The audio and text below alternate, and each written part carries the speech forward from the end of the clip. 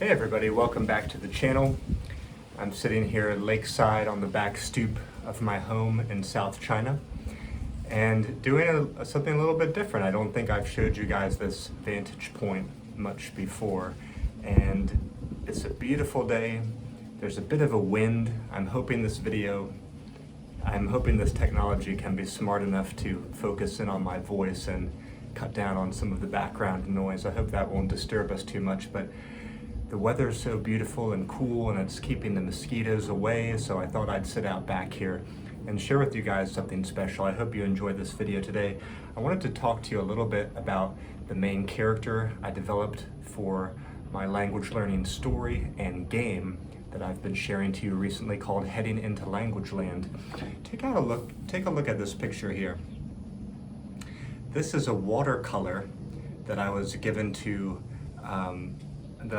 by an artist friend of mine, and I don't remember actually if he got a photo of me from somewhere or just did this from memory or what. I should ask him, but this is a watercolor that he made of me many years ago, and I always loved it, and for some reason it encouraged me to develop a grander vision of what I was capable to do in my life. It made me look really impressive to me. It made me believe in myself more. And so I thought, why don't I send this watercolor to an artist who could help me design a character of me for a game card, and they could base the picture that they make off of this watercolor. So I did just that, and this is the final result. This is the game card that I developed. This is a character that I made to represent myself. This is my alter ego in the game, and I don't know if that's resolving quite well enough, but I just want to show you guys that profile view of me. It's based on this original watercolor, but now this is a different artist who took that profile and ran with it and developed a full character, and then I designed the game card. So this is a game called Heading into Language Land. It's to improve your language learning. Whatever target language you're after, you can use this game to enrich it. And I can make you a card like this. We can design and develop your own character who could represent you. So if you're interested, if you want that kind of motivation and inspiration, and this is something I also did for Leon, who runs the language party. We made him his own alter ego game card. We can design any kind of character, or it doesn't even have to be a character. It could be a creature or a monster or a place, and we'll design you a fully compatible game card based on the topics that you want to learn about, and then you can use that card within the game. So this is one way that I inspire myself to keep on pushing forward and learning new things, as I incorporate myself into my world building. And this character, I didn't want to name him just Matt. I didn't want to give him the same name as me, but I thought of him as a greater version of myself. He was something I envisioned for myself to attain to in the future. So I wanted to name him Meta Matt, but instead of Matt, I just twisted Matt a little bit to be Met, and then I came up with this name, Meta Met. But basically the name means to me is a greater version of myself, a Meta Matt. And so that's why I came up with this character. Now in the story, there's roughly about it's maybe about 10,000 words, 30 pages long story that I made that goes together with the card game. So you can read about all the different characters in the game and how they learn languages. And in this first story, Metamet decides finally to venture out across language land. That's the name of the world. And he starts to learn that war is brewing. And by the end of the story, he goes back to report this news to his community of fellow wizards. So Metamet is the main character, but I hope you will see Metamet more as a representation of you, and that you need to go out on this language learning journey. You need to overcome challenges.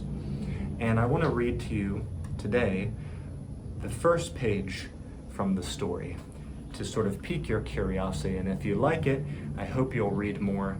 I hope you'll come and purchase the game. We have online versions, print and play versions, real deck versions. As I mentioned, we can do card commissions, and with the rulebook will come the story.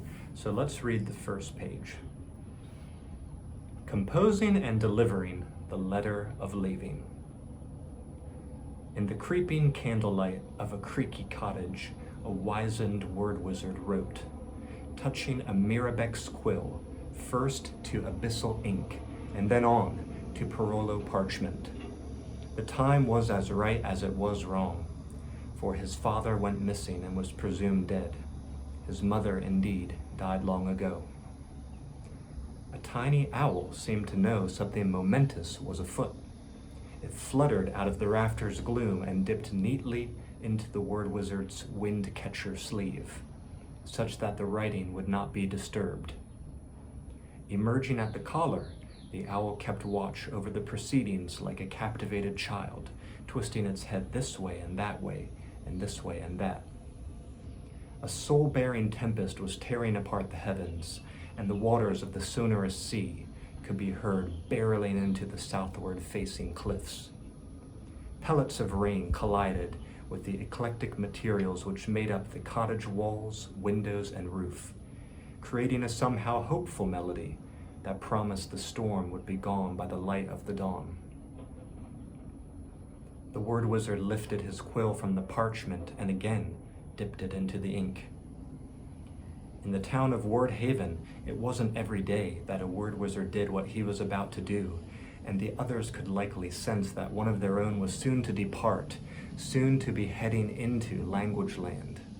If not, why else would more than a few of them leave their language learning routines to assemble at the pine trees and porches beyond the perimeter of the elders' council chamber in the early morning hours and under drizzling rain?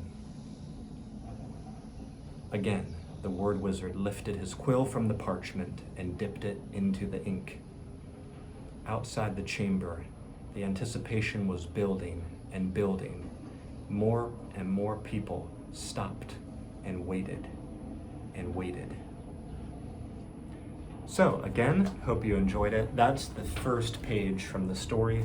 I'm sitting here actually with the full rulebook. So this rulebook is a monster. It turned out to be taking a long, it took me much more time than I expected to create this thing. I think the full book, let's just call it a book, it's not only a rulebook, but the full book, it's like maybe 90 pages, but it includes the rulebook for how to play the game, a study guide, which you can fill out with words and phrases in your target language that fit the game categories and help you to win in the game, and then also the fiction fantasy story that I wrote. So all that is packaged together in this book that you get with the game. So I hope you enjoyed this presentation today. I hope you enjoyed some of the scenery here by the lake. And keep in mind and remember that if you would like, we could use photos or artwork that you have, or we could create some original artwork for you so that we can design your own game card and design a character for you that we can use in this game. Thank you so much for tuning in today, and I'll see you back here next time at Legendary Language Learner. Bye-bye for now.